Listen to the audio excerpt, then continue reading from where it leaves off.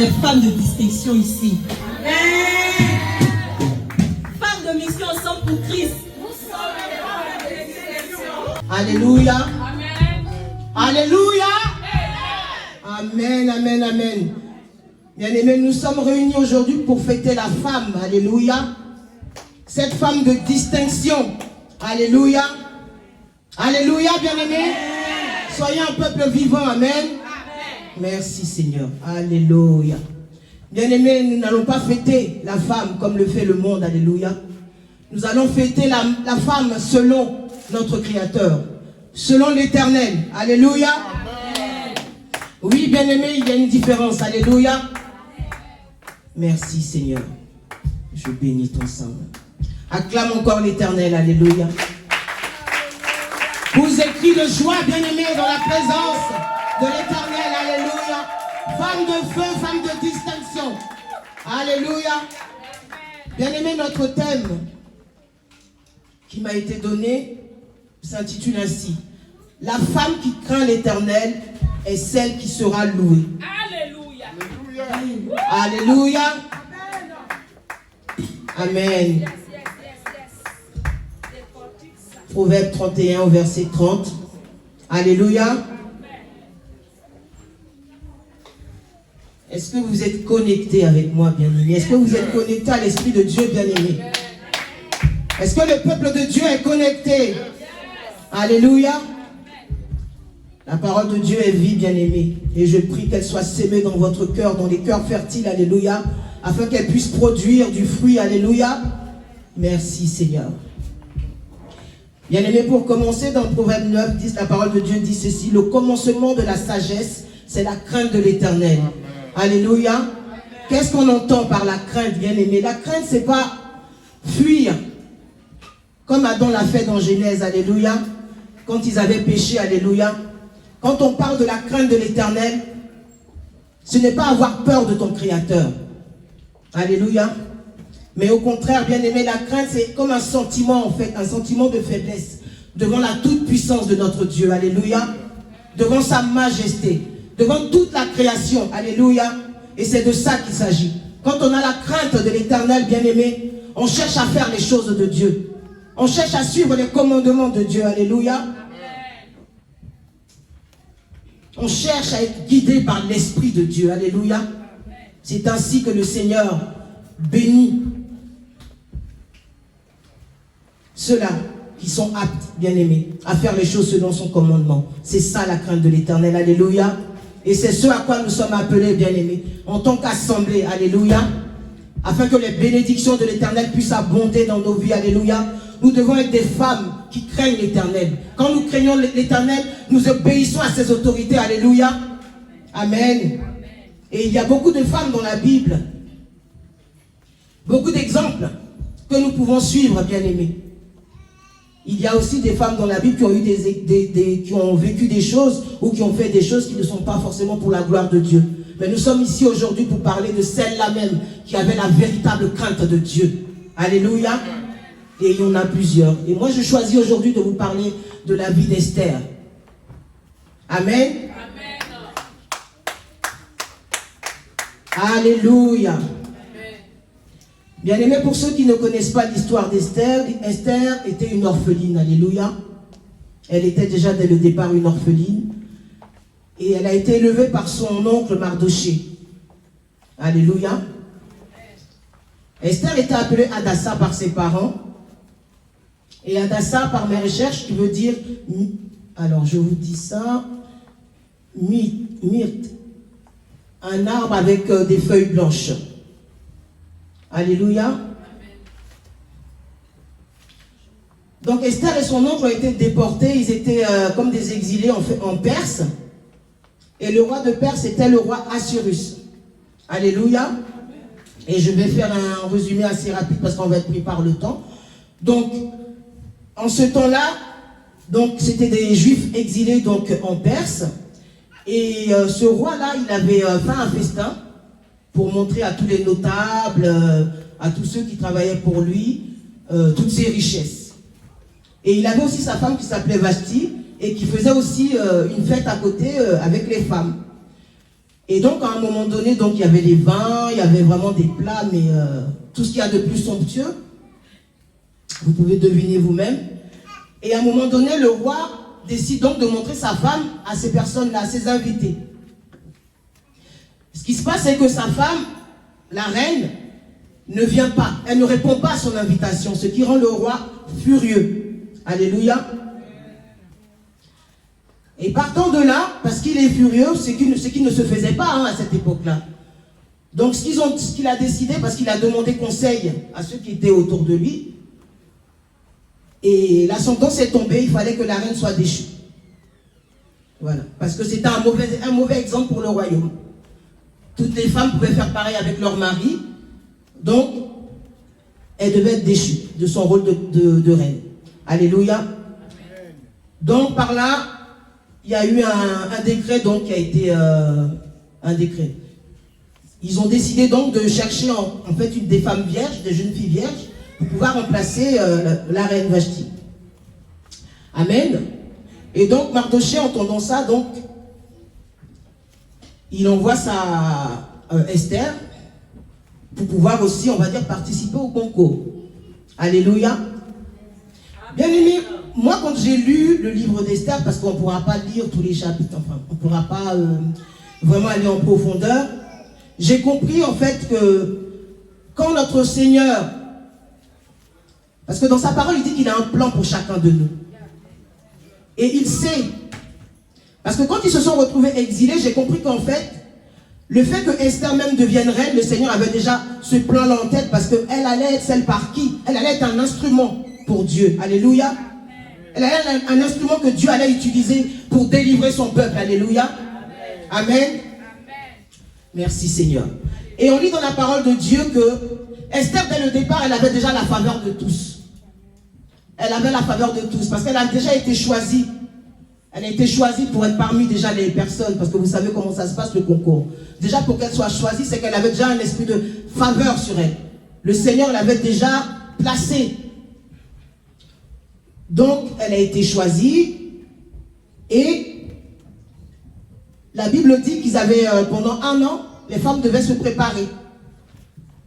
Donc elles se préparaient, elles avaient 6 mois et 6 mois, elles se préparaient avec les sortes de parfums, toutes sortes pour pouvoir plaire au roi. Alléluia.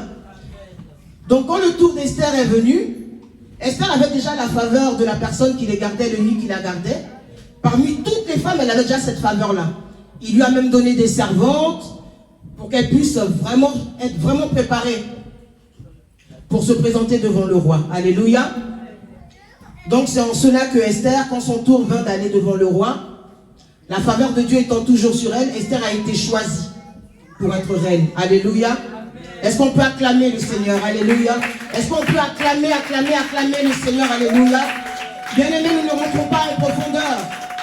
Mais si Esther a été choisie reine, c'est parce que le Seigneur l'avait déjà prédisposée à cela. Alléluia. Esther ne s'est pas retrouvée exilée en Perse pour rien. Ça faisait partie des plans de Dieu. Alléluia. Parce qu'il allait délivrer son peuple par elle. Alléluia. Et c'est ce que j'ai retenu. Alléluia. On peut se retrouver souvent dans des situations où on ne comprend pas trop. Alléluia. Et même quand Esther devait se présenter, je me suis dit, mais parce qu'en Perse, ils ne prient pas le même Dieu. Ils ne prient pas le même Dieu. Ils sont sous la loi de Moïse. Et j'ai foi que son oncle Mardochée lui parlait de Jéhovah, lui parlait du Dieu véritable. Alléluia. Et comment se fait-il qu'Esther allait se marier à quelqu'un qui n'avait pas le même Dieu, on va dire. Mais c'était le plan de Dieu. Alléluia. C'était le plan de Dieu. Alléluia. Amen. Merci Seigneur. Donc Esther étant devenue reine, alléluia, on voit un peu plus tard qu'il s'est posé un problème. Parce que son oncle Mardochée, tout en étant en Perse, ne voulait pas s'agenouiller devant un homme. Parce qu'il craignait son Dieu. C'est vrai qu'il était exilé, mais il n'a pas oublié son Dieu. Il n'a pas oublié son Dieu. Il n'a pas oublié son Dieu. Alléluia. Il ne s'est pas prosterné devant un homme. Alléluia. Et il a tellement refusé de s'agenouiller devant Aman, qui était le premier ministre, parce qu'il a été nommé premier ministre plus tard par le roi. que ce même Aman a décidé d'éliminer tous les Juifs. C'était une sorte de génocide. Alléluia.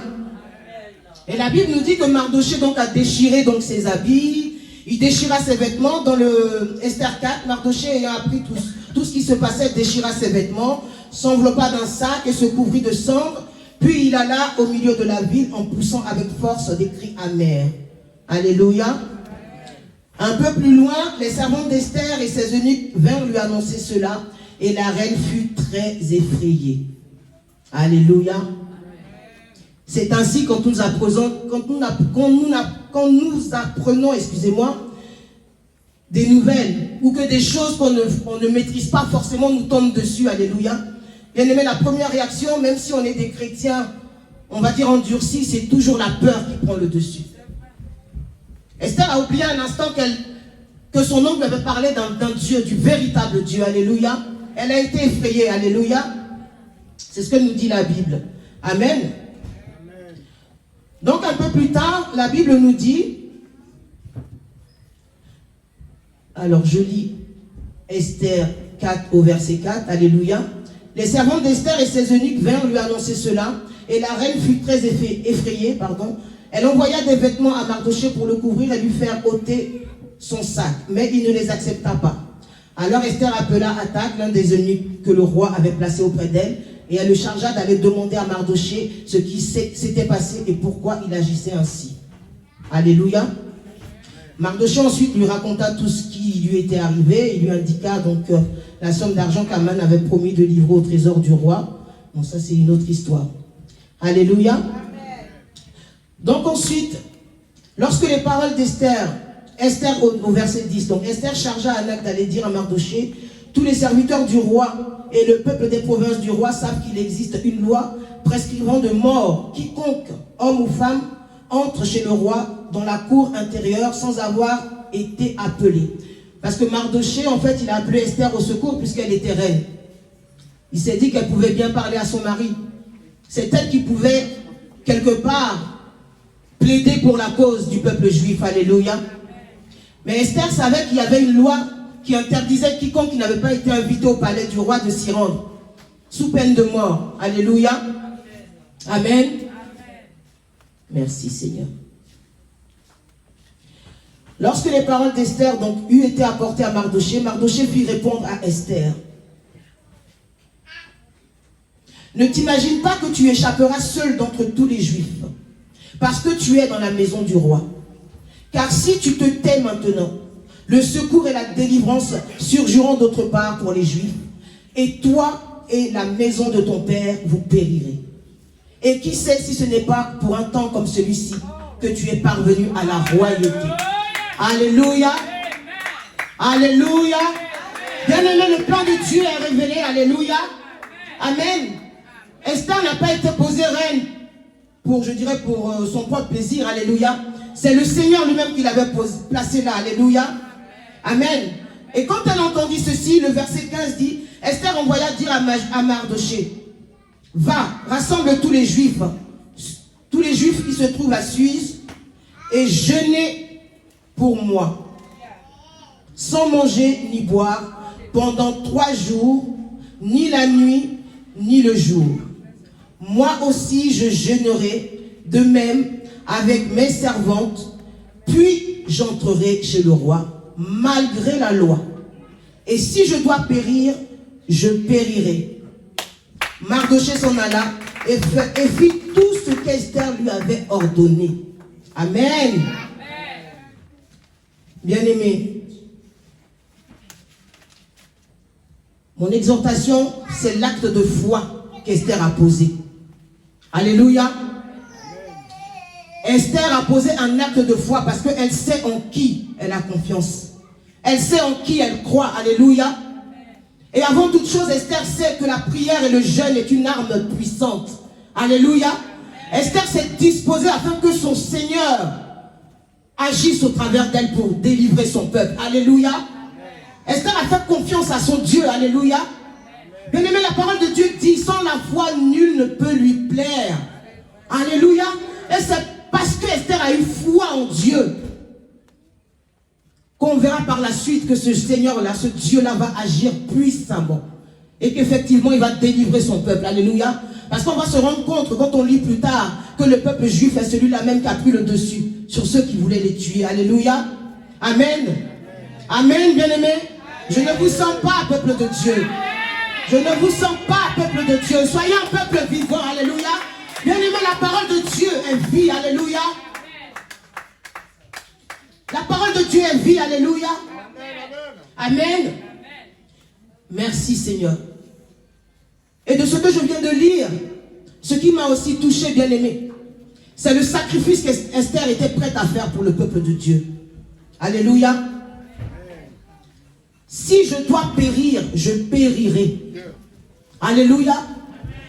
Bien-aimé, Dieu aime ceux-là qui sont prêts à faire un sacrifice pour son œuvre. Alléluia. Dieu aime ceux-là qui sont prêts à se donner pour son œuvre. Alléluia. Amen. Bien souvent, nous avons du mal, bien-aimés. Nous nous limitons. Nous ne voulons pas aller au-delà de ce qu'on peut faire. Alléluia. Esther n'a pas regardé à tout ça. Elle était prête, au péril de sa vie, à entrer chez le roi. Parce qu'elle avait un roi qui était plus grand que ce roi-là. Alléluia. Esther louait le roi des rois. Alléluia. Elle louait celui-là même qui était le créateur. Alléluia. Elle avait foi que rien ne pouvait lui arriver. Alléluia. Elle a posé un acte de foi inébranlable. Et le Seigneur a agi. Alléluia. Au péril de sa vie. Alléluia. Esther 5. Le 3e jour, Esther mit ses vêtements royaux et se présenta dans la cour intérieure. Alléluia. J'imagine ce qui devait se passer dans son cœur. Bien-aimé, est-ce que tu te mets à la place d'Esther? Est-ce que tu te mets à la place d'Esther? Bien-aimé, comprenons la parole de Dieu. Alléluia. C'est un acte de courage. Alléluia. La maîtrise de soi. Alléluia. Esther est entrée chez le roi. Lorsque le roi vit la reine Esther debout dans la cour, elle trouva grâce à ses yeux. Alléluia. Le Seigneur avait opéré, alléluia. Il avait opéré de la même manière qu'il avait endurci le cœur de Pharaon là. Ici, le cœur de ce roi-là, il a mis la faveur d'Esther dans le cœur de ce roi. Alléluia. Avant même qu'elle n'arrive, le Seigneur avait déjà opéré. Et Esther a trouvé grâce aux yeux de ce roi qui est si craint. Alléluia. Mais il n'est pas plus grand que notre Dieu. Alléluia. Et le roi tendit à Esther le sceptre d'or qu'il tenait à la main. Alléluia. Bien-aimé, la parole de Dieu nous dit plus tard que Esther a trouvé grâce aux yeux du roi. Le roi écoutait ce qu'elle avait à dire. Et ce que j'ai oublié aussi de préciser, excusez-moi, c'est qu'Esther a été fidèle à ce que son oncle Mardochée lui avait dit. Parce que pendant qu'elle était là-bas, dans la cour du roi, Esther ne s'est pas mélangée. Elle n'a pas parlé. Tout ce que son oncle lui a dit, Esther a obéi. Amen. Alléluia. Amen. Elle a obéi. Bien qu'elle était reine, Esther continuait toujours d'obéir à son oncle. Alléluia. Bien aimé, c'est important en tant qu'enfant de Dieu. Alléluia. Ça doit nous parler. Alléluia, bien aimé. Esther ne s'est pas dit ma position de reine fait que je ne vais plus écouter mon oncle. Non. Elle s'est tenue comme elle se tenait avant même qu'elle ne soit reine. Alléluia. Elle a continué d'obéir à son oncle. Elle a continué d'obéir à ce qu'il lui disait. C'est bien après qu'Esther a dévoilé, oui, qu'elle était juive. Mais pas pendant que... Tant qu'il ne lui avait pas dit ça, Esther ne l'avait pas fait. Alléluia. Elle avait aussi cet esprit d'obéissance. Alléluia. Amen. Amen. Merci Seigneur. Je bénis ton saint nom éternel, mon Dieu, mon roi Seigneur. Que toute la gloire te soit rendue, Seigneur. Merci pour ta grâce encore éternelle. C'est toi qui parles au travers de moi, Seigneur. Enseigne ton peuple éternel, mon Dieu, mon roi, Seigneur.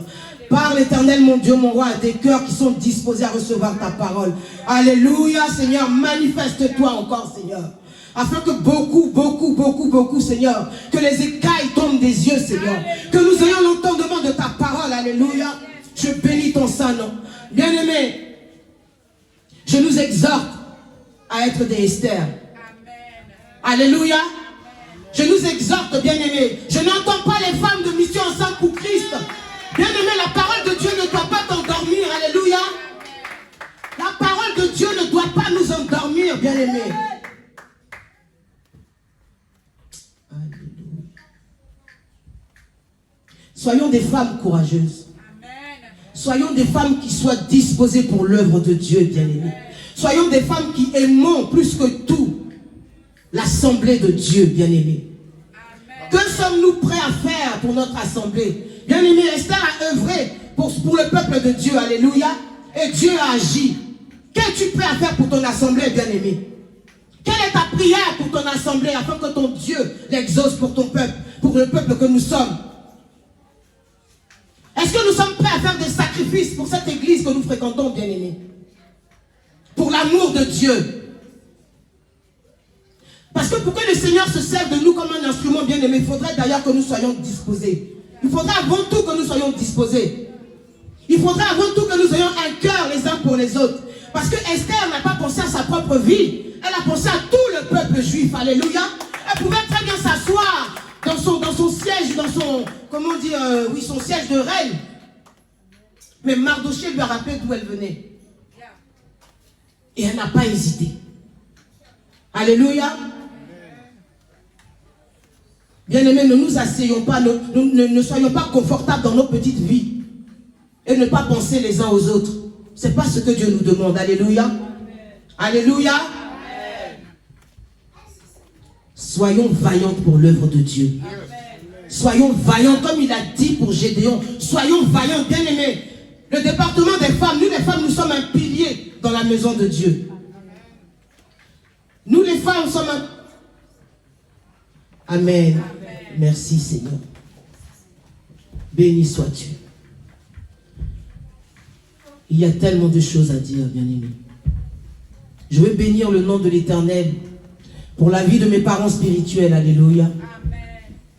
Je veux véritablement bénir le nom de Dieu pour la vie de mes parents spirituels, bien-aimés.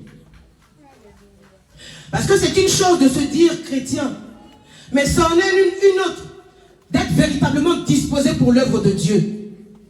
Ce sont les actes, bien-aimés. Je me rappelle très bien qu'au départ, j'étais plutôt celle qui fuyait. Celle qui fuyait les choses. C'est certainement ce que l'ennemi voulait produire en moi, la peur. Le fait de ne pas peut-être se dire, non, je ne peux pas, non, je sais que je peux, bien-aimé.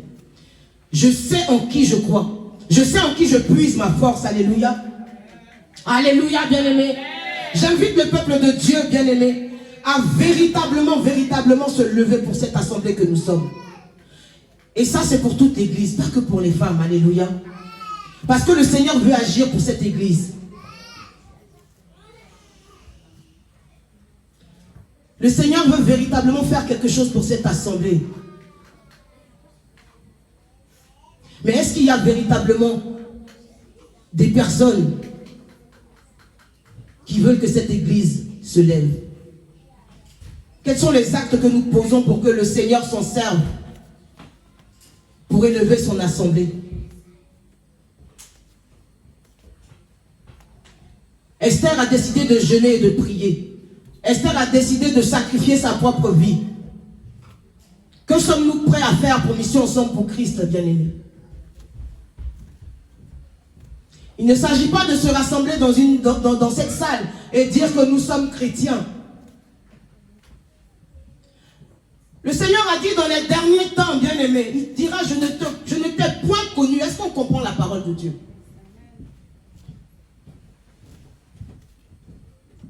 Parce qu'on ne fait véritablement pas ce qu'il nous demande, ce qu'il attend de nous du moins. Alléluia. Merci pour ta grâce, Seigneur. Bien-aimé, est-ce que tu peux acclamer pour la parole de Dieu? Est-ce que tu peux acclamer pour la parole de Dieu, bien-aimé? Merci, Seigneur. Nous sommes pris par le temps. Je ne vais vraiment pas avoir l'occasion de pouvoir approfondir cela. Mais ce que je voudrais qu'on retienne du livre de la reine Esther, c'est comme je l'ai dit tantôt, bien-aimé, que nous soyons véritablement prêts à faire des choses pour notre assemblée. Pas par les mots, mais que nous soyons vraiment unis en tant qu'assemblée pour pouvoir poser des actes afin que cette assemblée puisse grandir. Des sacrifices, même financiers. afin que cette assemblée puisse grandir. Alléluia. Que nous soyons des serviteurs et des servantes zélés pour l'œuvre de Dieu. Alléluia. Il y a tant de choses à dire sur le livre d'Esther, bien-aimé. Mais je vais m'arrêter là parce que nous sommes pris par le temps. Alléluia. Et je vais bénir le nom de l'Éternel. Encore, comme je disais, pour mes parents spirituels. Parce que moi, cette assemblée, c'est ma famille. Et je bénis le nom de papa et maman parce que je suis véritablement là où il faut que je sois. Et je ne cesserai de leur dire merci. Parce que je sais que je suis leur vie et ils ont toujours été là pour moi. Et spirituellement parlant, j'avance à petits pas, mais sûrement. Amen. Alléluia. Que toute la gloire te soit rendue, Seigneur, au nom de Jésus. Demeurez bénis. Amen. Amen.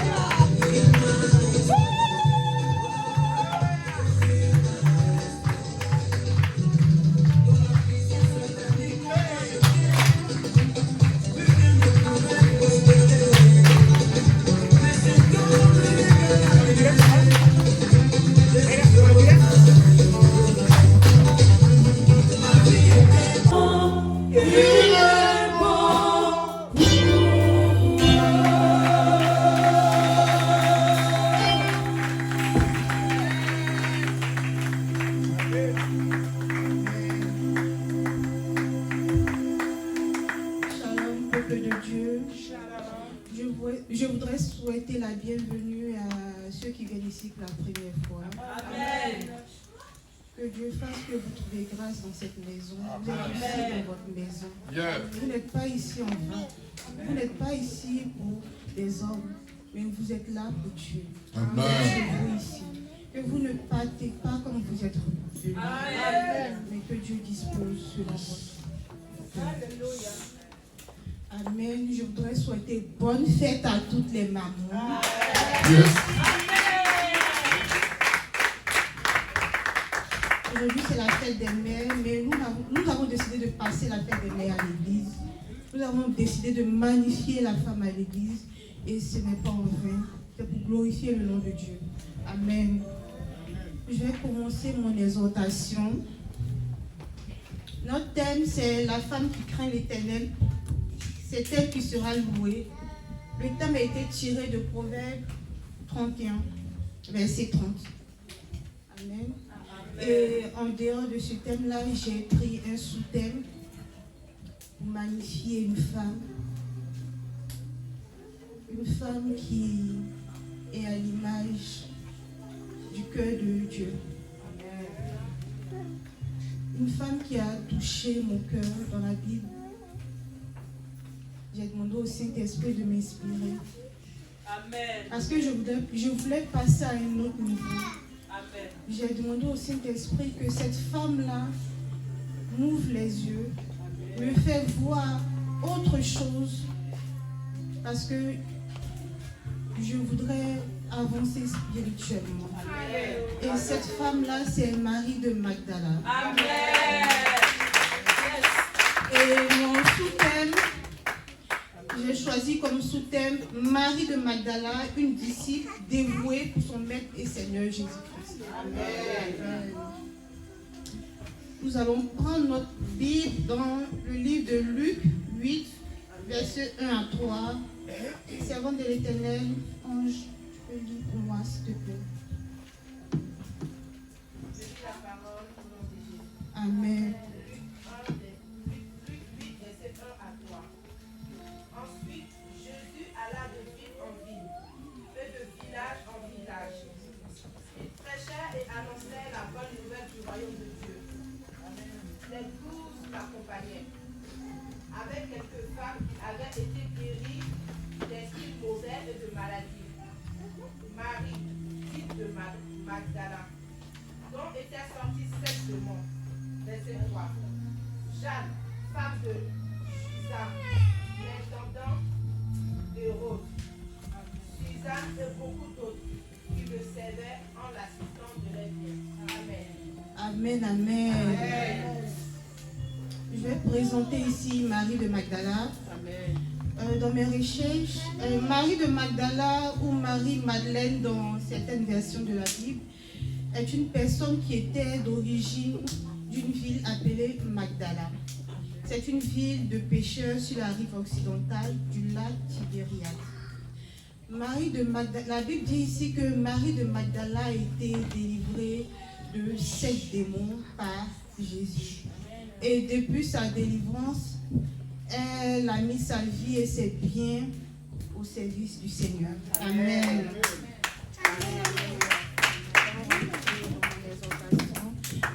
Nous allons prendre encore la Bible dans le livre de Jean 20, versets 1 à 18. Amen.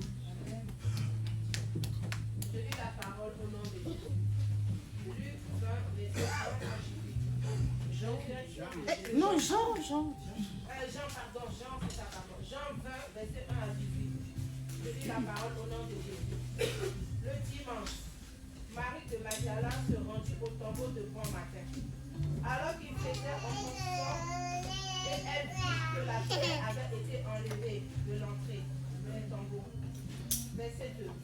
Elle courut trouver Simon-Pierre et l'autre disciple que Jésus aimait et leur dit: Ils ont enlevé le Seigneur du tombeau et nous ne savons pas où ils l'ont mis.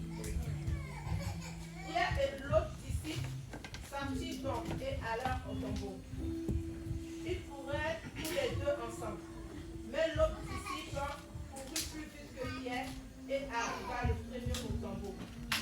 Il se pencha et vit des bandelettes posées par terre.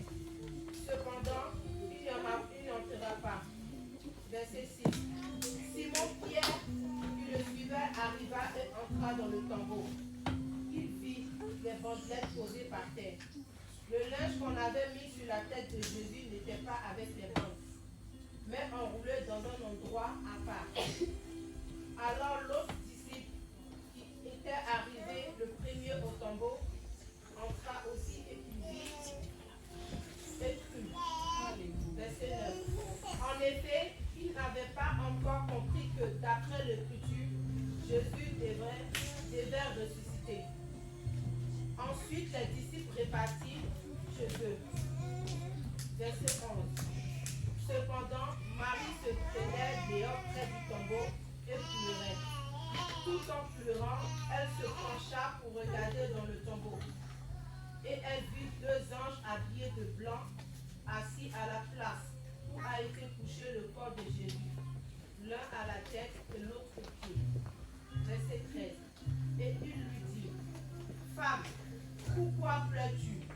Elle leur répondit: Parce qu'ils ont enlevé mon Seigneur et je ne sais pas où ils l'ont mis. Verset 14. En disant cela, elle se retourna et vit Jésus debout. Mais elle ne savait pas que c'était lui. Verset 15. Jésus lui dit: Femme, pourquoi pleures-tu? Qui cherches-tu? Pensant que c'était le jardinier, elle lui dit: Seigneur, si c'est toi qui l'as emporté, dis-moi où tu l'as mis, et j'irai le prendre. Le 16 nous dit: Jésus lui dit: Marie. Elle se retourna et lui dit en hébreu: Rabboni, c'est-à-dire maître. Jésus lui dit: Ne me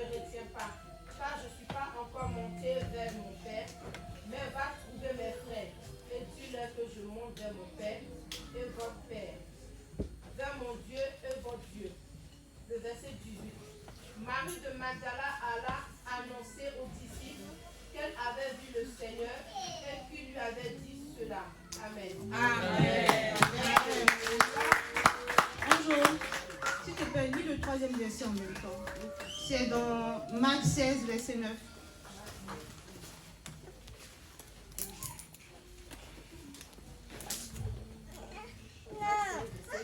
Verset 9.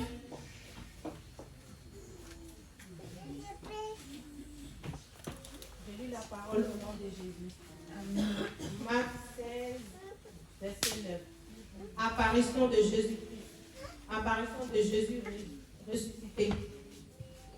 Verset 9. Ressuscité le dimanche matin, Jésus apparut d'abord à Marie de Magdala, dont il avait chassé 7 démons. Amen. Amen. Amen. Avant de rentrer dans le vif de mon message, je n'avais pas prié. L'Esprit me conduit à la prière avant de continuer. Éternel, mon Dieu, mon roi, je ne sais rien, je ne suis rien. Ton peuple ici est présent pour toi et non pour moi. Amen. Seigneur, je n'ai pas l'intelligence, Seigneur. Remplis-moi, Seigneur, de ton intelligence surnaturelle. Mets en moi ta sagesse, Seigneur. Seigneur, que ton peuple ici parte, Seigneur. Remplis, Seigneur, de tes connaissances, Seigneur. Ouvre tes yeux, ouvre les yeux de ton peuple, Seigneur. Redonne, Seigneur, vie à une personne qui avait perdu sa foi, Seigneur. Glorifie ton Saint-Nom, Seigneur. Car, Seigneur, ce message est d'abord pour moi, avant d'être pour ton peuple. Ce message s'adresse d'abord à moi, avant d'être pour ton peuple. Mais chaque parole ici, bénis ton peuple, guéris ton peuple, vivifie ton peuple, glorifie ton Saint-Nom et que toute la gloire te revienne. Amen. Bien-aimé, dans mon message, j'ai énuméré 7 caractéristiques d'un disciple dévoué pour son maître. Mon premier caractéristique, c'est l'amour. Amen. Marie de Magdala avait un amour inconditionnel pour le Seigneur Jésus-Christ. Et c'est l'amour qu'elle avait pour le Seigneur Jésus-Christ qui l'a conduit à aller partout avec lui, à mettre ses biens à son service. L'amour qu'elle avait pour le Seigneur Jésus-Christ l'a conduit à aller, à l'accompagner à la croix. L'amour qu'elle avait pour le Seigneur Jésus-Christ l'a conduit à supporter la douleur qu'il a supportée. Un disciple doit avoir en lui l'amour. On ne peut pas être disciple si on n'a pas l'amour. Amen. Mon deuxième caractéristique, c'est renoncer à soi-même. Amen. Marie de Magdala a renoncé à elle-même. Lorsque Jésus l'a guérie, elle pouvait partir, elle pouvait continuer sa vie. Elle pouvait continuer ce qu'elle avait à faire parce que 7 démons ont été chassés. Mais elle a renoncé à elle-même pour suivre Jésus. Elle a mis sa disponibilité intérieure et elle a mis ses biens. Elle a renoncé à elle-même. Mes biens ne sont plus mes biens. Mes biens sont pour l'Éternel des armées. Je le sais. Mes biens l'appartiennent. Que c'est de gagner ce monde si l'on n'a pas Jésus?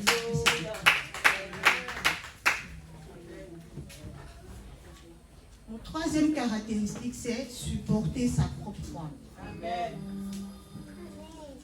Supporter sa propre foi, ça signifie accepter de souffrir pour Jésus. Amen. La Bible déclare dans le livre de Luc 14 au verset 27, celui qui ne porte pas sa propre croix et ne me suit pas ne peut pas être mon disciple. Jésus a été persécuté durant tout son parcours sur la terre. Et Marie de Magdala a suivi Jésus. Elle a servi Jésus. Elle a été aussi persécutée pendant le parcours de Jésus et même après le parcours de Jésus. Marie de Magdala a supporté sa propre croix pour suivre Jésus. Elle a enduré la douleur pour suivre Jésus. Amen. Amen. Amen. Mon quatrième caractéristique, c'est la vie d'un disciple ne dépend pas de l'influence des autres. Amen. Amen. Bien-aimé, Marie de Magdala ne s'est pas laissée influencer par les disciples Simon, Pierre et Jean.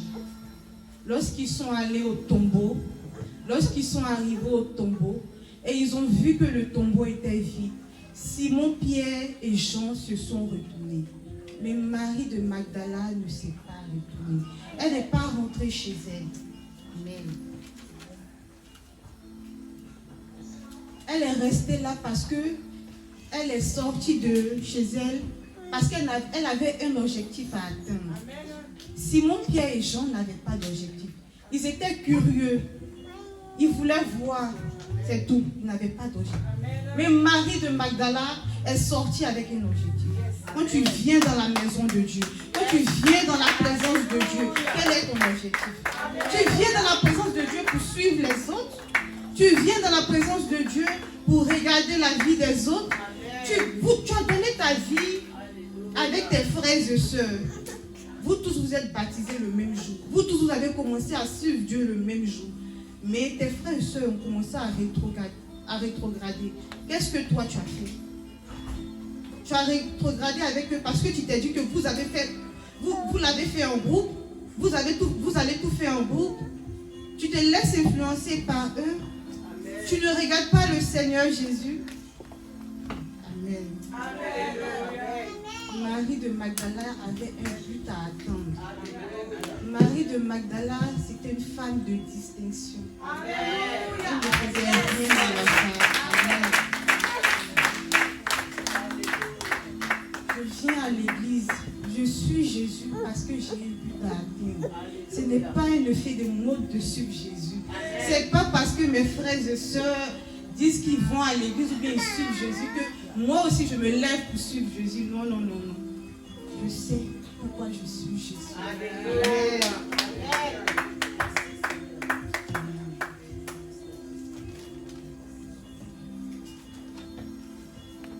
Mon cinquième caractéristique, c'est chaque pas doit me rapprocher de Dieu. Amen.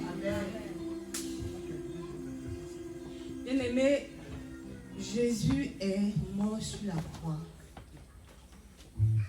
Marie de Magdala, dans sa souffrance, ses pleurs, ses inquiétudes, elle pouvait baisser les bras pour dire « Mon maître est mort, mon Seigneur est mort, c'est fini. » Mais la mort a rapproché Marie de Magdala de Dieu. Parce que Marie de Magdala savait que Jésus ne mourrait pas en vain. Marie de Magdala savait que Jésus était mort par rapport à quelque chose. Jésus n'est pas venu sur la terre en vain. La mort a encore plus rapproché Marie de Magdala de Dieu que lorsqu'il était en vie.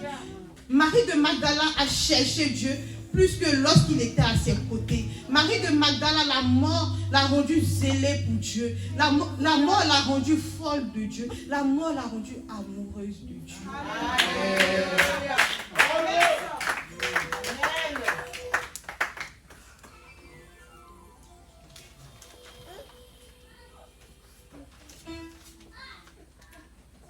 Mon sixième caractéristique, c'est une expérience personnel avec Dieu.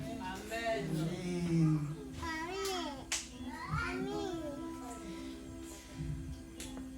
Marie de Magdala savait d'où Dieu l'avait sorti. Amen. Elle a été dévouée pour son maître. Elle a été dévouée pour son serviteur. Amen. Quand tu sais d'où Dieu t'a sorti, quand tu te rappelles d'où Dieu t'a sorti, il y a des péchés que tu ne peux plus commettre. Il y a des choses il y a des endroits où tu ne peux plus retourner. Marie de Magdala savait d'où Dieu l'avait sorti. Mais tu es chrétien, tu as donné ta vie à Dieu. Tu sais d'où Dieu t'a sorti. Tu ne penses, Dieu aime les souvenirs. Dieu pardonne, mais il n'oublie pas. Là où Dieu t'a sorti, c'est ton témoignage. Lorsque nous donnons notre vie à Dieu, chacun de nous a un témoignage. Comment il a donné sa vie à Dieu.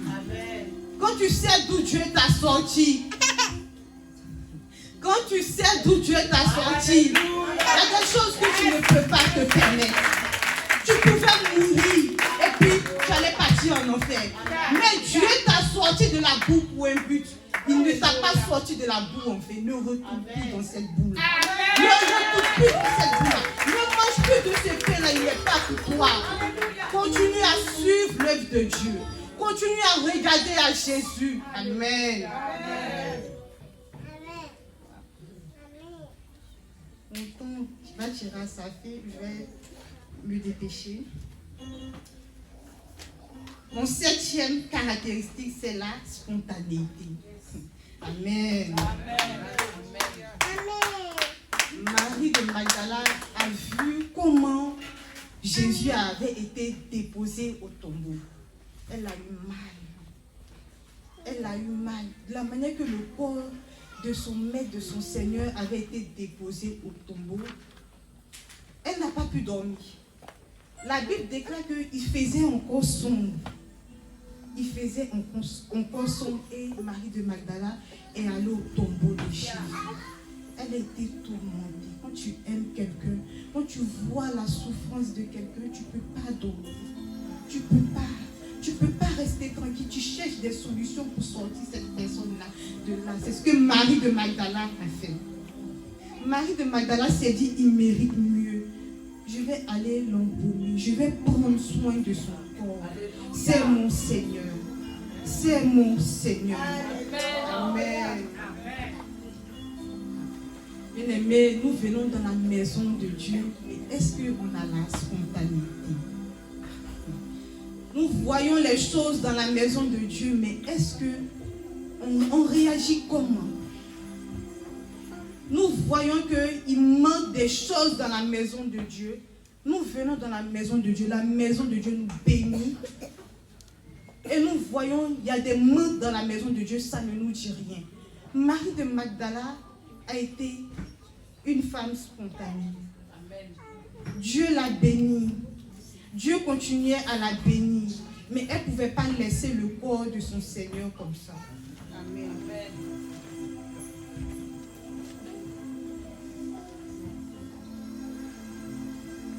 Bien-aimé, Dieu a mis des dons à ta disposition. Tu viens dans la maison de Dieu. Tu vois qu'il y a des manques dans les secteurs de la maison de Dieu. Et tu as des dons que tu peux mettre à disposition pour la maison de Dieu, mais tu ne fais rien. Tu es assis sur tes dons. Tu ne mets pas au service des autres. Dieu ne t'a pas donné les dons là pour que tu t'asseyes là-dessus. Amen. Dieu t'a donné ces dons là pour que tu l'utilises pour sa gloire. Alléluia. Tu as de l'argent pour investir dans la maison de Dieu, c'est difficile. On doit te supplier. Tu viens dans la maison de Dieu, on finit le culte, tu vois que c'est sale. Il n'y a personne pour balayer, tout le monde est parti. Mais toi, tu es là. C'est Dieu qui a fait que tu es resté seul. Là, tu ne peux pas prendre le balai pour balayer. Pourtant, tu as fini d'adorer. Tu as prié, tu t'es traîné par terre. Tu as fait tout ce que tu voulais. Tu as vomi, on a essuyé tout et tout. Mais tu vois la maison de Dieu sale, tu pars. Tu vas revenir encore. Ok, d'accord. Dieu aime les personnes spontanées. On n'investit pas dans la maison de Dieu gratuitement. Amen. Tout ce que nous faisons gratuitement, tout ce que nous faisons dans la maison de Dieu nous est accordé spirituellement. Parce que le spirituel d'abord avant le physique. Amen. Amen. Amen. Pour terminer, Marie de Magdala est allée jusqu'au bout avec Jésus. Et elle est allée jusqu'au bout avec son maître. Elle n'a pas laissé la main de son maître. Lorsque Marie de Magdala est arrivée au tombeau pour chercher Jésus, ce n'était pas pour qu'on dise que c'est Marie de Magdala qui a trouvé Jésus la première. Non, elle ne cherchait pas Jésus pour sa propre gloire. Elle avait besoin de son maître. Alléluia. Depuis qu'elle a donné sa vie à Dieu, elle a passé les nuits avec lui. Elle a passé beaucoup de choses avec lui. Son maître est mort. Elle a besoin de voir son maître pour contempler sa gloire. Amen. Marie de Magdala a été dévouée jusqu'au bout avec Dieu. Elle a une foi inébranlable. Même si mon maître est mort, il reste mon maître. Même si le Dieu que je sers est dans le tombeau, c'est mon maître. Il n'est pas mort en fait. Il est mort pour sa gloire. Amen. Marie de Magdala a servi Dieu. Elle a servi Jésus. Elle a imité son maître. Elle a été une femme qui s'est distinguée des hommes. Elle était avec des hommes, mais elle s'est distinguée d'eux. Par sa manière d'agir, par sa foi, par sa disponibilité envers son maître. Si Dieu s'est révélé à Marie de Magdala, c'est parce qu'elle était fidèle à lui. C'est parce qu'elle a cherché de tout son cœur. Mission ensemble pour Christ. Je vais terminer en te disant ceci. Comme Marie de Magdala, comme Marie-Madeleine, ne te laisse pas influencer par qui que ce soit. Lorsque Jésus va revenir, il te demandera des comptes. Demain, si tu meurs, tu ne connais pas ton jour où tu vas mourir. Demain, si tu meurs, tu rendras compte à Dieu. C'est toujours ton maître. Reste fidèle à ton maître. Que le péché ne te loigne pas de ton maître. Même si tu pèches, reviens demander pardon à ton maître et continue à le servir. Bien-aimé, lorsque tu es baptisé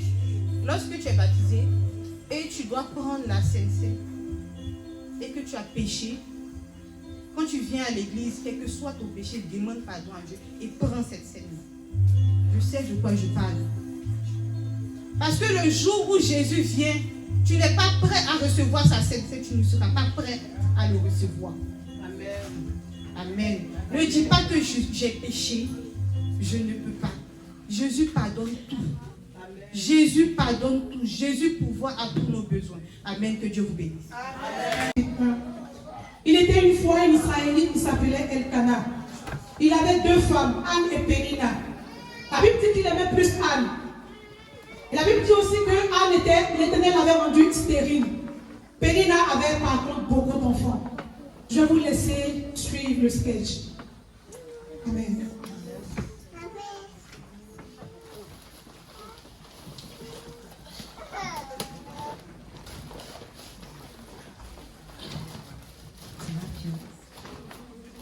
Mais arrêtez, vous allez finir.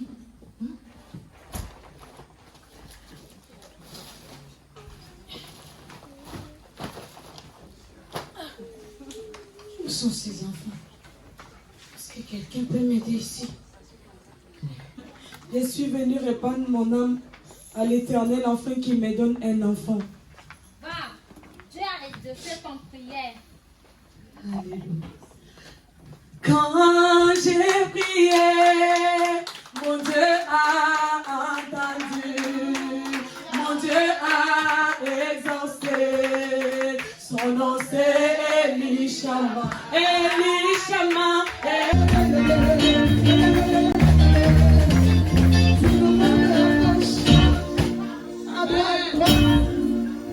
Amen, amen, amen. Femme de mission ensemble pour Christ. Femme de mission ensemble pour Christ. Nous sommes des femmes de distinction. C'est vrai que vous êtes déjà fatigués. Aujourd'hui, c'est notre journée. Alléluia. Yes. Amen. Amen, amen, amen. Bien-aimé, le temps court. Je vous salue dans le nom de notre Seigneur et Sauveur Jésus-Christ. Je vois beaucoup de têtes présentes au milieu de nous et je suis très, très, très contente. Alléluia. On peut acclamer.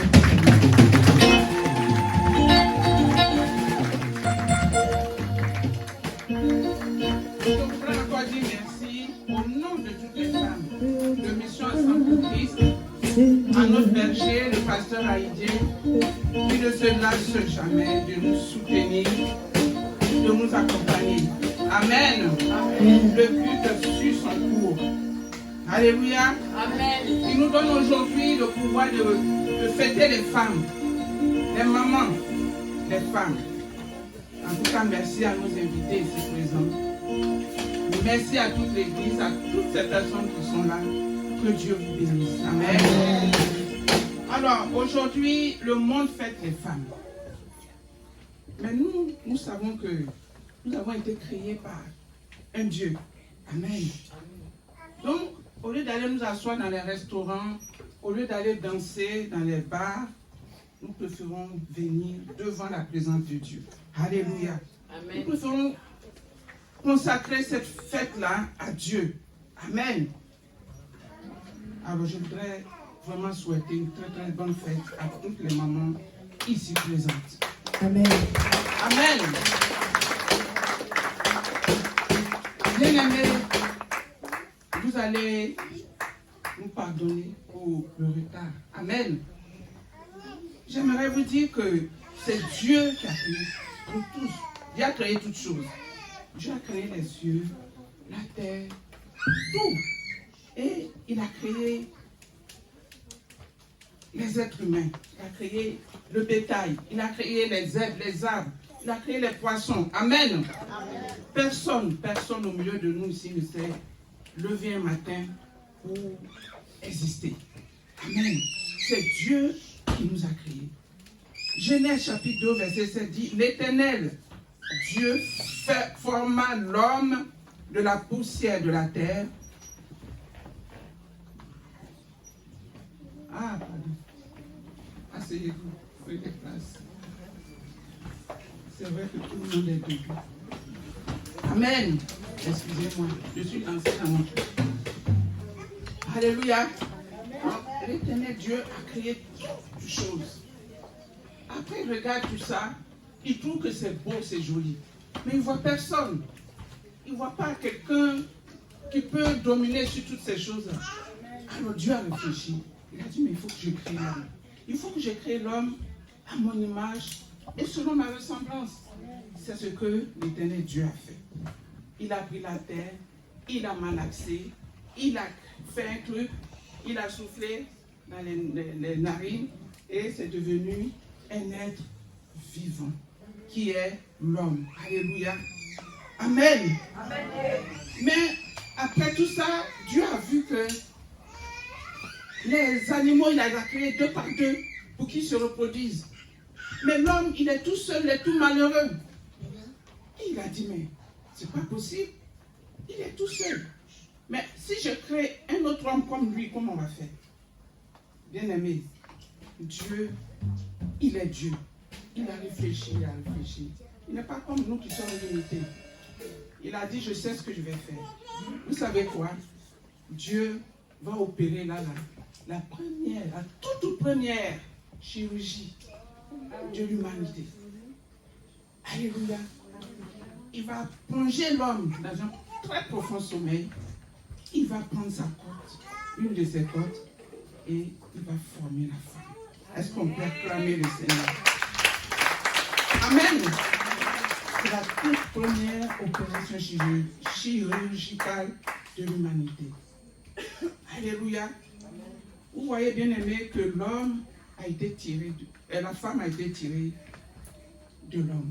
Et c'est la toute première créature de Dieu, dernière créature de Dieu. Pas première, la toute dernière créature de Dieu. Vous comprenez bien que la femme est l'être le plus chouchouté de Dieu. Je ne dis pas que l'homme, Dieu n'aime pas l'homme, mais non. Mais regardez au milieu de vos enfants. Vous faites plusieurs enfants, ils commencent à grandir. Et puis du coup, Dieu vous donne un dernier. Regardez la petite dernière, elle a besoin de plus de soins. Elle est plus aimée, elle est plus chouchoutée, qu'on le veuille ou pas. On chouchoute plus les derniers enfants que les plus grands. Alléluia. Donc la femme est l'être le plus chouchouté. Je veux parler aussi aux hommes. Les hommes qui souvent sont avec les femmes, qui les font façon, qui les maltraitent un peu. Bien aimé, la femme, c'est dans le sang de la femme. Elle a besoin d'amour. La femme a besoin de protection. La femme a besoin d'être aimée, d'être gâtée, d'être chouchoutée, gâtée, en guillemets. Alléluia. Amen. Dieu aime la femme. Et pour ça, il a doté de qualités exceptionnelles. Vous êtes d'accord avec moi? Alors vous allez me dire Amen. Les hommes, vous pouvez dire Amen. Dieu a doté la femme de qualités exceptionnelles. Amen. La femme est hospitalière. Qu'on le veuille ou pas. Un homme et une femme dans une maison. C'est la femme qui est hospitalière. Elle est accueillante. Bien aimé, la femme est patiente. Elle a la libéralité. Les hommes ont tendance à cacher parce qu'ils ont des poches partout. Mais la femme, elle a la libéralité. La femme donne facilement. Amen. La femme se fait disponible pour les autres. La majorité des femmes. Disponible pour les autres. Amen. La femme est aimante. Elle a de l'amour pour les autres. Elle est douce. Elle est discrète. Alléluia. La femme est discrète. La femme est délicate dans tout. Tout. Bien aimé, quand la femme fait sa nourriture, elle dépose là, l'homme fait, je ne dis pas que la nourriture de l'homme, c'est pas ça. Mais quand on goûte, on peut tout de suite faire la différence. Alléluia. Et la femme a de l'intuition. La femme peut regarder son enfant et puis savoir si l'enfant a faim. Ou si l'enfant, comment on appelle ça, a sommeil. Ou si l'enfant a besoin de quelque chose. Tout de suite, la femme a cette intuition-là. C'est inné. C'est Dieu qui a doté la femme de toutes ses qualités. Alléluia. Amen.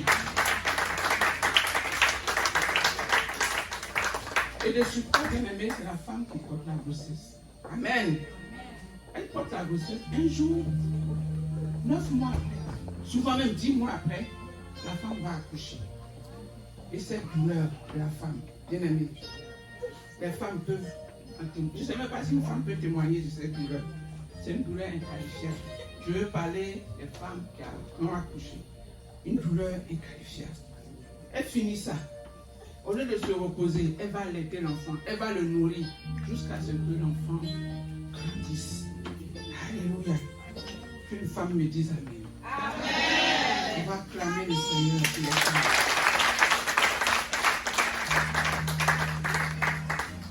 Bien-aimées sœurs, bien-aimées filles, bien-aimées femmes, laisse-moi te dire que toutes ces qualités-là, c'est bien, très bien même, mais ça ne suffit pas. Dieu te dit cet après-midi qu'il t'a donné toutes ces qualités-là, toi la femme, pour que tu les mettes à son service. C'est pas pour t'asseoir dessus. Alléluia. C'est Dieu qui t'a créé. Il a mis à toi toutes ces qualités qui lui appartiennent. Il veut que tu les reconnaisses. Tu le reconnaisses comme étant ton Seigneur et Sauveur. Amen.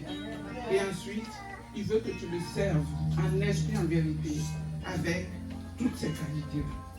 Alors dans la Bible, il y a plusieurs femmes, comme l'ont dit mes filles, qui ont servi Dieu avec leurs qualités, avec ce qu'elles savaient, avec ce qu'elles pouvaient. Amen. Les femmes ont été prophétesses, comme Ruth, comme Déborah. Il y en a qui ont été célèbres, comme Abigail. Il y a eu beaucoup de femmes. Il y en a qui se sont fait distinguer, comme elle a parlé, ma fille de Marie de Magdala. Les femmes ont été, quand Jésus a été pris à la croix, tous ses disciples, les 12, non les 11, parce que l'autre Judas qui l'a livré, lui, c'était déjà fini pour lui d'aller se pendre. Les 11, chacun s'est cherché. Alléluia. Ce sont les femmes qui sont restées là. Il y avait Marie de Magdala et l'autre Marie, la mère de Joseph. Et c'est elles qui sont restées là jusqu'à ce que Jésus rende son dernier souffle. Jusqu'à ce que Jésus aille au tombeau. Elles étaient allées jusqu'au tombeau. Et ce sont ces femmes-là, ces mêmes-là qui sont allées et qui ont vu que la tombe était vide le 3e jour et qui sont allés annoncer la bonne nouvelle de la résurrection de Jésus. Alléluia. Ça, c'est toujours les femmes. Alléluia. Toutes ces femmes ont joué un rôle important. Toutes ces femmes-là se sont distinguées. Toutes ces femmes ont servi Dieu. Mais bien aimé, cet après-midi, je voudrais te parler d'une femme. Une femme dont l'histoire me fascine beaucoup. Une femme dont j'ai déjà parlé ici, cette même chair. Une femme, je ne sais pas, mais quand je lis son histoire, je ne peux pas m'en passer. Pourquoi? Parce que c'est une femme pas comme les autres. C'est une femme qui est humble. J'aime beaucoup l'humilité. Bien aimé. Parce que la Bible dit quoi? La Bible dit que l'orgueil nous perd. J'aime beaucoup l'humilité. Et cette femme, elle est sortie de nulle part. Une femme païenne. Une femme qui n'est même pas juive. Une femme cachée quelque part. Alléluia. Une femme bien aimée qui pratiquait un métier déshonorant. Un métier déshonorant. Cette femme a été prostituée. Alléluia. Et cette femme, quand je lis son histoire, ça me touche tellement que quand on parle des femmes, je ne peux pas m'empêcher de parler de cette femme. Alléluia. Amen. Et finalement, cette femme-là, qui est sortie de nulle part, a vu sa vie transformée par Dieu. Elle est devenue une femme de distinction. Est-ce qu'on peut acclamer le Seigneur à cette femme? Alléluia. Alors, qui peut me dire rapidement, ma fille est déjà là. Est-ce que tu peux me lire Josué chapitre 2? Je ne voulais pas qu'on lise, mais il faut qu'on lise parce que, comme le temps court, je vais peut-être pas expliquer tout pour que les gens comprennent qui est cette femme. Alléluia. Alors vous allez prêter l'oreille s'il vous plaît pour écouter l'histoire de cette femme.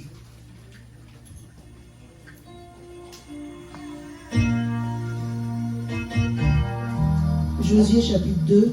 Verset 1, verset 14. Tu vas tout lire comme ça, même si je ne peux pas tout expliquer. Au moins, les gens, je veux chapitre 2. Oh oui. Amen. Je lis la parole de Dieu.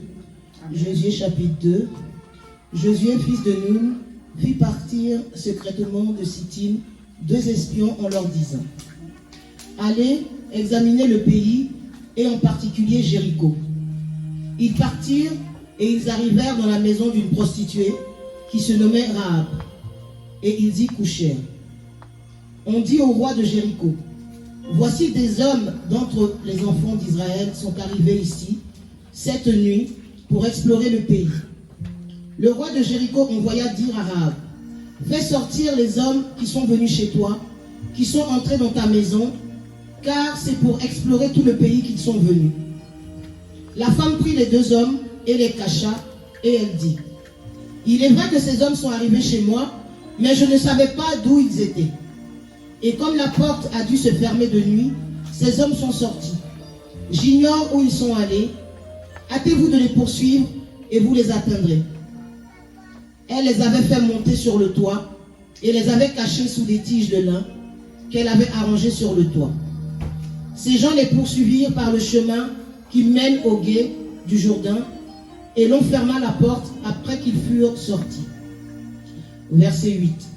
Avant que les espions se couchent, Rahab monta vers eux sur le toit et leur dit: l'Éternel, je le sais, vous a donné ce pays. La terreur que vous inspirez nous a saisis, et tous les habitants du pays tremblent devant vous. Car nous avons appris comment, à votre sortie d'Égypte, l'Éternel a mis à sec devant vous les eaux de la mer Rouge, et comment vous avez traité les 2 rois des Amoréens au-delà du Jourdain, Sihon et Og, que vous avez dévoués par interdit. Nous l'avons appris et nous avons perdu courage, et tous nos esprits sont abattus à votre aspect, car c'est l'Éternel votre Dieu qui est Dieu, en haut dans les cieux et en bas sur la terre. Et maintenant, je vous prie, jurez-moi par l'Éternel que vous aurez pour la maison de mon Père la même bonté que j'ai eue pour vous. Donnez-moi l'assurance que vous laisserez vivre mon Père, ma mère, mes frères, mes sœurs et tous ceux qui leur appartiennent, et que vous nous sauverez de la mort. Ces hommes lui répondirent: nous sommes prêts à mourir pour vous, si vous ne divulguez pas ce qui nous concerne. Et quand l'Éternel nous donnera le pays, nous agirons envers toi avec bonté et fidélité. Elle les fit descendre avec une corde par la fenêtre, car la maison qu'elle habitait était sur la muraille de la ville. Elle leur dit, allez du côté de la montagne, de peur que ceux qui vous poursuivent ne vous rencontrent. Cachez-vous là pendant 3 jours, jusqu'à ce qu'ils soient de retour. Après cela, vous suivrez votre chemin. Ces hommes lui dirent, voici de quelle manière nous serons quittes du serment que tu nous as fait faire. À notre entrée dans le pays, attache ce cordon de fil cramoisi à la fenêtre par laquelle tu nous fais descendre. Et recueille auprès de toi dans la maison ton père, ta mère, tes frères et toute la famille de ton père. Si quelqu'un d'eux sort de la porte de la maison pour aller dehors, son sang retombera sur sa tête. Amen. Et nous en serons innocents. On va s'arrêter là. Amen. Amen. Amen. Bien aimé, voici l'histoire qui s'appellera une femme prostituée. Amen. Amen. Qui vivait dans son coin. Et c'était à Jéricho. Alléluia. Et cette femme, elle était chez elle tranquille quand la porte de chez elle sonne et elle voit 2 personnes qui rentrent. Ce sont des espions que Josué, qui après la mort de Moïse, devait conduire le peuple juif à Canaan. Alléluia. Et ils sont rentrés chez elle. Amen. Ils sont rentrés chez elle. Elle a ouvert la porte, elle a refermé la porte. Bien aimé. Ces espions étaient allés pour étudier comment les habitudes de ces gens-là, comment ils vivent, comment ils font, parce qu'il fallait que Josué et tout le peuple d'Israël rentrent là-bas et les exterminent pour pouvoir passer pour aller dans le pays que Dieu leur a promis, c'est-à-dire Canaan. Alléluia. Ils se sont dirigés droit vers la maison de cette femme.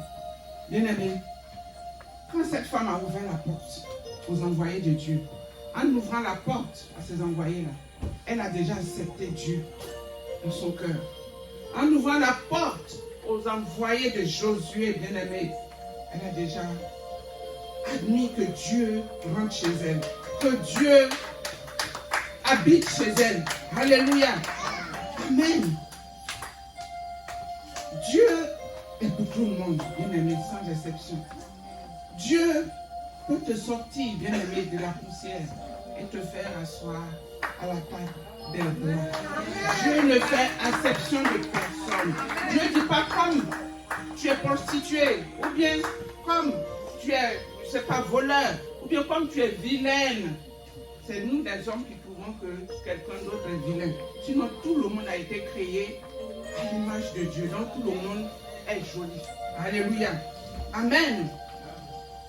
Dieu nous aime tous. Mais c'est le péché qui est en nous. C'est ça qui fait que Dieu se sépare de nous. Bien aimé, Dieu nous aime, il aime le pécheur. Mais c'est le péché qui demeure en toi. Et que tu ne veux pas laisser tomber. Le péché dont tu ne veux pas te séparer. C'est ça que Dieu n'aime pas. Alléluia. Sinon Dieu t'aime, ma soeur. Dieu t'aime, femme de Mission Ensemble pour Christ. Dieu t'aime, femme qui est assise là. Dieu t'aime, homme, mon frère, ma soeur. Dieu nous aime. Amen. Jésus-Christ n'est pas venu pour repousser quelqu'un. Jésus-Christ est venu nous soigner. Jésus-Christ, ce sont les malades là. Quand tu es malade, tu as mal quelque part, bien aimé, c'est toi qui as besoin de médecin. Celui qui est bien portant là, le médecin ne regarde pas. C'est celui qui est malade que le médecin regarde. Donc c'est les pécheurs là, nous les pécheurs là. C'est nous que Dieu regarde. Jésus-Christ est venu pour nous. Amen. Donc, à cause de ce que cette dame est disposée pour Dieu, parce que elle est là, elle pense, elle apprend des choses. Amen. Son corps était déjà disposé pour Dieu. C'est pour cela que Dieu a envoyé ses serviteurs chez elle. Amen. Peut-être que je ne connais pas ta vie, mais cet après-midi, peut-être que ton péché, ta prostitution, c'est la colère en toi. Cette dame était prostituée, c'était son péché. Mais toi, peut-être ton péché, c'est la colère. C'est la haine pour les autres. Amen. C'est le désamour. Peut-être ton péché, c'est le vol. Ton péché, c'est peut-être le mensonge. Alléluia. Ton péché, c'est peut-être l'orgueil. C'est toi la meilleure de toutes. C'est toi le meilleur de tous. Alléluia. Amen. Ton péché, c'est peut-être parce que tu adores d'autres dieux, les dieux de la famille de tes parents, qui sont en réalité des faux dieux. Je vais vous dire, bien amis, en ce moment, vous savez que les temps sont accomplis. Le diable ne veut pas y aller tout seul. Il y a des messages et des messages qui se passent sur les réseaux sociaux qui vont parler des dieux de je ne sais qui. Que les Blancs nous ont envoyé des dieux, que si, que ça. Même des chrétiens tombent dans le piège. Alléluia. Bien-aimé, je veux dire à quelqu'un cet après-midi qu'il n'y a pas de Dieu des Blancs. Il n'y a pas le Dieu des Noirs. Il n'y a pas le Dieu des jaunes. Il y a un Dieu unique. Un Dieu unique qui est l'éternel Dieu et qui se fait connaître en Jésus-Christ de Nazareth, qui est le chemin, qui est la vérité, qui est la vie. Bien-aimé, si tu n'as pas pris le chemin qui est Jésus-Christ, tu es dans nos défauts, tu es perdu. Il n'y a pas un autre Dieu. Et c'est Jésus seul qu'il faut adorer. Bien-aimé, si tu prononces un autre nom, tu vis dans l'idolâtrie. Alléluia. Amen. Donc, si tu entends parler du véritable Dieu, bien-aimé, donne-lui ta vie. Amen. Au lieu de chercher à fouiller n'importe où. Alléluia. Amen. Demeurez béni. Amen. Tu es dans l'église et tu penses que tu ne peux pas avancer. Alléluia. Laisse-moi te dire que notre Dieu ne fait exception de personne. Alléluia. Il est le Dieu qui est capable de t'enlever de la boue et de faire asseoir la table des rois. Bien-aimé. Lorsque les serviteurs de Dieu te parlent de Dieu, bien-aimé, accepte-le. Ouvre ton cœur. Amen. C'est une grâce pour toi. Alléluia. C'est une bénédiction pour ta vie. Ne rejette pas Dieu. Dieu ne fait du mal à personne. Alléluia. Le seul dans ce monde, que ce soit dans les cieux, sur la terre, qui ne fait du mal à personne, c'est Dieu. C'est Dieu. Amen. Alléluia. Que Dieu vous bénisse. Amen. Alléluia. Alors reçois-le. Amen. Tout comme Rahab a précieusement caché les espions de Josué. Bien-aimé, quand tu reçois la parole de Dieu, cache-le dans un coin de ton cœur. Cache-le précieusement dans un coin de ton cœur. Parce que tu sais pourquoi? Tu sais pourquoi je dis ça? En ouvrant la porte, cette femme, elle a aussi ressorti les qualités de la femme que je viens de citer là. Elle a de l'affection, elle a de la compassion, de la douceur, elle a fait preuve d'amour. Alléluia. Mais remarquez que cette femme n'a pas fléchi quand le roi envoyait des gens pour demander c'est qui ces gens qui sont rentrés. Vous savez quoi? Le diable, il est rusé. Il est rusé mais il n'est pas plus fort que nous les enfants de Dieu. Alléluia. Amen. Amen. Quand tu acceptes la parole de Dieu, Satan va envoyer ses démons pour essayer de nous décourager. Regardez, combien sortent des assemblées chrétiennes. Ils viennent, au départ, ils sont chauds. Ils reçoivent le baptême. Et puis, paf, ils s'en vont. Vous pensez que c'est rien? C'est l'ennemi, c'est le diable qui travaille. Ils pensent qu'ils ont raison, mais c'est le diable qui travaille comme ça. Amen. C'est l'ennemi qui travaille. Comment le roi a fait pour savoir qu'il y a... C'est une prostituée, cette femme. Donc, les hommes peuvent défiler chez elle. Comment le roi a su, bien-aimé, dites-moi, comment il a su que ces deux messieurs-là étaient des espions, qui n'étaient pas des hommes qui étaient venus pour Rahab? Alléluia. C'est le diable. Dieu passe par ces paroles-là pour nous révéler sa parole. C'est le diable. Quand le diable est à tes trousses, quand tu acceptes la parole de Dieu, le diable va t'envoyer des choses comme ça. Il va te détourner des voies de Dieu. Alléluia. Bien-aimé, si tu n'es pas fort, si tu n'es pas solide, si tu n'es pas ferme dans ta décision de suivre Dieu, tu vis dans son camp, dans le camp du diable, et tu abandonnes les mains de Dieu. Amen. Ce soir, la parole de Dieu parle à quelqu'un. Amen. À cause de ce qu'elle a été sincère, bien-aimée, cette femme va aller plus loin avec Dieu. Cette femme païenne, je précise. Elle va dire aux deux espions, je sais que votre Dieu est l'Éternel qui vous a donné ce pays. Elle dit déjà que leur Dieu leur a déjà donné Jéricho. Amen. Elle va encore leur dire, nous avons appris comment, à cause de vous, l'Éternel a fait des miracles. Il a mis à sec devant vous les eaux de la mer Rouge. Nous avons aussi appris que partout où vous passez, vous avez la victoire. Alléluia. Amen. Amen. Bien-aimé, Rahab venait d'acquérir là une foi ferme, une foi inébranlable. Alléluia. Elle dit, bien-aimé, pour clôturer, c'est l'Éternel votre Dieu, qui est Dieu dans les cieux, qui est Dieu sur la terre, qui est, je rajoute, c'est moi qui rajoute, qui est Dieu en bas sous la terre, parce qu'il est Dieu partout. Amen. Alléluia. Bien-aimé, si tu es d'accord avec cette femme, alors acclame le Seigneur. Oui, moi aussi je suis d'accord avec elle. C'est l'Éternel Dieu qui est Dieu dans les cieux, qui est Dieu sur la terre, qui est Dieu sous la terre. Alléluia. Elle a compris qu'elle a affaire à un Dieu qui sait tout, qui peut tout. Amen. Elle sait que la foi assure le succès. Donc, qu'est-ce qu'elle va faire? Elle va réclamer une alliance. Elle a dit, mais si je vous sauve la vie, qu'est-ce que je vais faire? Qu'est-ce que vous pouvez faire quand vous allez venir détruire le pays pour passer? Et ils ont fait une alliance. Bien aimé, fais une alliance avec ton Dieu. Quand tu pries Dieu, fais une alliance avec lui. Et tu verras que ta vie va changer. Alléluia. Fais une alliance avec ton Dieu. Alléluia. Ils ont fait cette alliance. Alléluia. C'est donc notre devoir de parler de Dieu partout. Parce que cette alliance-là, elle n'a pas fait pour elle toute seule. Elle a fait pour toute sa famille. Elle a dit, si je fais cette alliance avec vous, est-ce que ma famille aussi sera sauvée? Mon père, ma mère, mes frères, mes soeurs. Ils ont dit qu'il n'y avait pas de problème. Alléluia.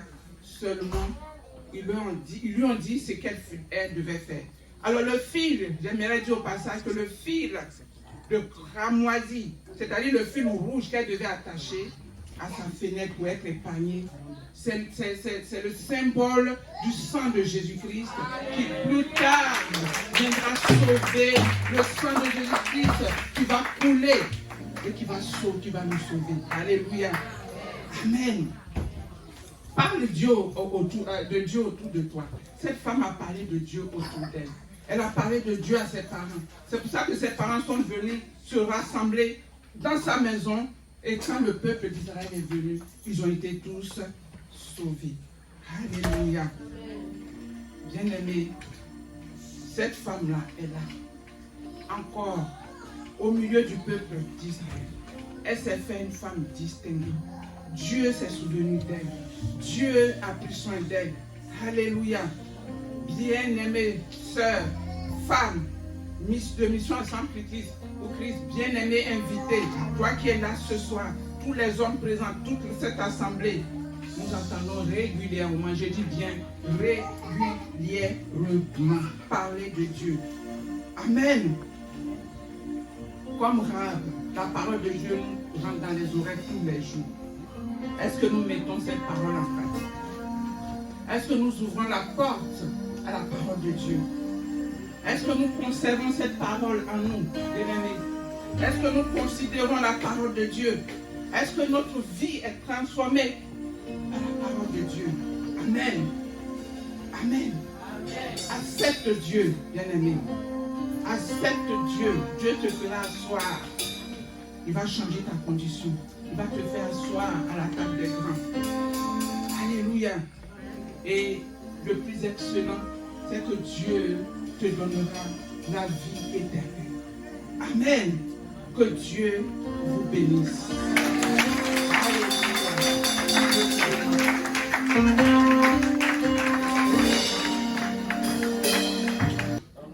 Je prie que le Seigneur Jésus-Christ vous couvre de sa protection. Amen. Concentrez-vous. Je prie que cette semaine soit une semaine où Dieu ouvre des portes dans vos vies respectives. Au nom de Jésus. Je prie que tout ce que le diable avait rendu impossible dans vos vies respectives devienne possible en Dieu. Amen. Alléluia. Je prie que le Seigneur éloigne de vous la mauvaise personne, la mauvaise compagnie, et mette sur votre chemin les personnes assermentées par le Théo pour vous aider à avancer avec Jésus. Alléluia. Jésus dit, je suis le chemin, la vérité et la vie. Nul ne vient au Père que par moi. Bien-aimé, ne perds pas ton temps. Si tu n'as pas Jésus, tu es perdu. Les preuves sont là, la parole le dit. Il n'y a que lui seul dans le nom au-dessus de tout nom. Il n'y a que lui seul dans le nom sauve. Je disais le dimanche dernier ici, que les gens disent que tout chemin mène à Rome. Et je suis d'accord. Parce que Rome est une ville païenne. Et tout le monde peut y aller. Mais un seul chemin mène au ciel. C'est Jésus de Nazareth. Alléluia. Bien-aimés, je prie que vos déserts respectifs soient rendus fertiles. Là où il y avait assèchement, qu'il y ait abondance dans ta vie. Au nom de Jésus. Je prie que le Seigneur vous aide à atteindre les sommets élevés, les sommets de succès, les sommets de réussite que vous ne pouviez vous l'imaginer. Dieu vous donnera donc au-delà de vos espérances. Au nom de Jésus, je prie que cette semaine soit pour vous une semaine de grâce, une semaine de miracles, une semaine de prodiges. Le prodige de Dieu. Alléluia. Pour chacune de vous, au nom de Jésus. Je prie que cette semaine soit pour chacun de vous une semaine où votre foi en Dieu soit affermie en termes d'élévation. Alléluia. En termes de réconfort, en termes d'affermissement, en termes d'action. Amen. Dans le nom puissant de Jésus. Maintenant, j'ordonne aux anges, au nom de Jésus le Christ, au nom de Yeshua Amashia, de vous accompagner jusqu'à chez vous, sains et saufs. Je prie que Dieu bénisse votre départ. Je prie que Dieu bénisse votre parcours. Je prie que Dieu bénisse votre arrivée dans vos domiciles respectifs, au nom de Jésus de Nazareth.